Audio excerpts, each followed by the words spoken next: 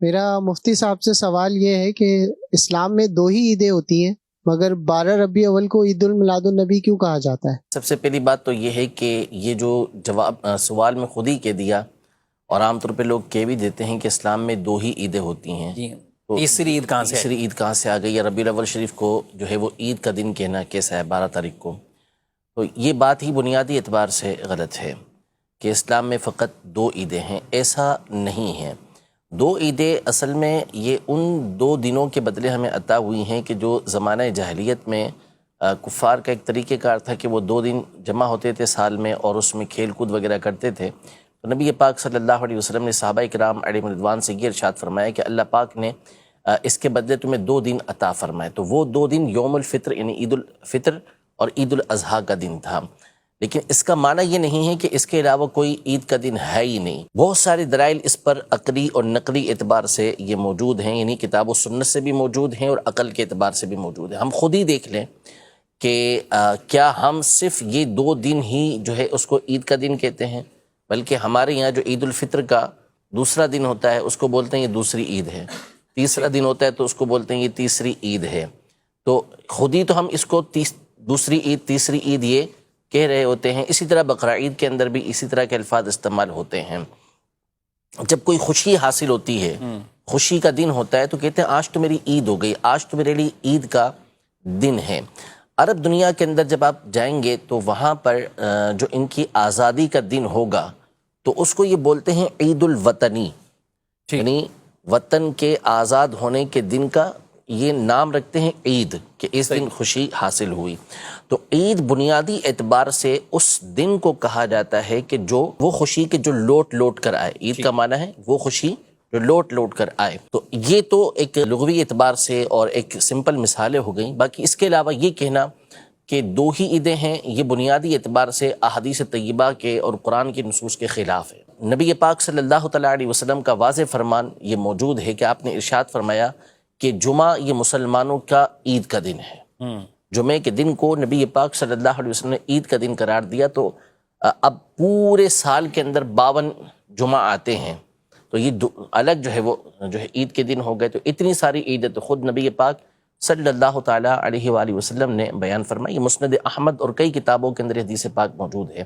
اسی طرح صحیح بخاری شریف کے اندر یہ حدیث پاک موجود ہے کہ حضرت سیدنا عمر رضی اللہ تعالیٰ عنہ سے یہود کے ایک شخص نے یہ عرض کی کہ اے امیر المومنین، آپ کے قرآن کے اندر ایک ایسی آیت ہے کہ اگر یہ ہم گروہ یہود کے اوپر نازل ہوتی تو ہم اس دن کو عید کا دن بنا لیتے۔ تو حضرت عمر رضی اللہ تعالیٰ عنہ نے اس سے پوچھا کہ وہ کون سی آیت ہے؟ تو انہوں نے بتایا کہ الیوم اکملت لکم دینکم واتممت علیکم نعمتی ورضیت لکم الاسلام دینا، کہ آج کے دن میں نے تمہارے لیے تمہارے دین کو مکمل کر دیا، تم پر اپنی نعمت کو تمام کر دیا، اور تمہارے لیے اسلام کو بطور دین پسند کیا۔ کہ یہ آیت مبارکہ۔ تو حضرت عمر رضی اللہ تعالیٰ عنہ نے یہ ارشاد فرمایا کہ ہم اس دن کو بھی جانتے ہیں کہ کب یہ نبی پاک صلی اللہ علیہ وسلم پر نازل ہوئی، اور ہم یہ جانتے ہیں کہ نبی پاک صلی اللہ علیہ وسلم اس وقت کہاں موجود تھے۔ صحیح۔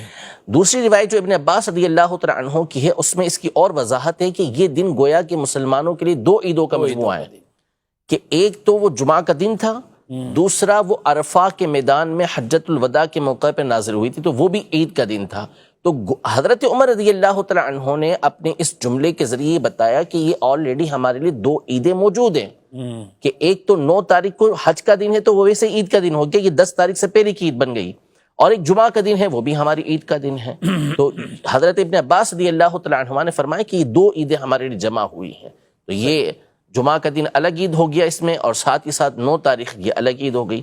اسی طرح قرآن مجید فرقان حمید کی مشہور آیت مبارکہ ہے کہ حضرت سیدنا عیسیٰ علیہ نبینا و علیہ السلام سے جب ان کے ساتھیوں نے یہ کہا کہ آپ اللہ کے پاک کے بارگاہ میں یہ دعا کریں کہ اللہ پاک ہمارے اوپر آسمان سے دسترخوان کو نازل فرمائے، تو حضرت عیسیٰ علیہ السلام نے ان سے گفتگو کے بعد اللہ پاک کی بارگاہ میں یہ عرض کی کہ ربنا انزل علینا مائدۃ من السماء، کہ اے اللہ ہم پر آسمان سے تو دسترخوان کو نازل فرما، تکون لنا عیدا لاولینا و آخرینا، تاکہ یہ دسترخوان کا اترنا ہمارے لیے اور ہمارے بعد والوں کے لیے یہ عید کا دن بن جائے، یعنی اللہ پاک کی طرف سے نعمت نازل ہو رہی ہے تو اب وہ ہمارے لیے تو عید ہے ہی، ساتھ ہی ساتھ جو بعد میں آنے والے افراد ہیں ہمارے، تو ان کے آبا و اجداد کے اوپر یہ نعمت ہو رہی ہے تو ان کے لیے بھی وہ عید کا دن قرار پائے گا۔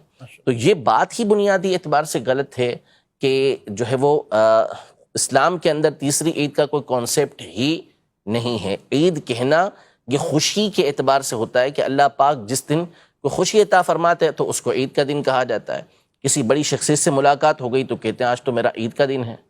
کوئی بہت بڑا جو ہے وہ نفع حاصل ہو گیا، فائدہ حاصل ہو گیا تو کہتے ہیں یا تو عید ہو گئی میری۔ تو یہ عام لفظ ہے، کہا جا سکتا ہے، اس میں کوئی اشکال، یعنی اگر عقل سے کام لیں گے اور قرآن و سنت کو دیکھیں گے تو اس میں کسی طرح کا کوئی حرج نہیں ہے۔ اور اس کو کوئی شرعی عید بھی نہیں کہا جاتا کہ جو باقاعدہ جس کے اندر، اچھا پھر یہی ہوتا نا، اس میں پھر نماز کیوں نہیں ہے؟ عید ہے تو نماز کیوں نہیں؟ یہ کوئی شرط ہی نہیں ہے کہ جو عید ہوگی اس کے لیے نماز شرط ہوگی۔ تو یہ تو اللہ کی رحمت ہے، اور اللہ پاک جس کے لیے جو چاہے مقرر کر دے۔ تو بہت بڑی عید اللہ پاک نے عطا فرمائی، اور اس دن عید کا حکم بھی نماز پڑھنے کا حکم بھی نہیں دیا کہ عید کی نماز اس کے اندر پڑھی جائے۔ تو جمعہ بھی تو ہے، جمعے میں جمعے کی نماز پڑھی جمعے کی نماز پڑھی جاتی ہے۔ جو عام روٹین کے دن ہوں گے اس کے اندر جو ہے وہ 5 نمازیں پڑھی جاتی ہیں۔ 14 اگست کو کوئی کہے کہ بھائی آج کے دن کیوں نماز نہیں ہو رہی، کہ اللہ پاک نے اتنی بڑی نعمت عطا کی ہے وطن کی، تو عید کا دن ہے، عید الوطنی ہے، تو ان سے پوچھا جائے کہ اب عید الوطنی منا رہے ہیں، عرب شریف کے کسی شخص سے کہہ دیا جائے کہ بھائی عید الوطنی منا رہے تو اس کی نماز کب پڑھیں گے، وہ کیا بولے گا؟ وہی بولے گا کہ تھوڑا سا علاج کروا لیں، اور کیا کریں۔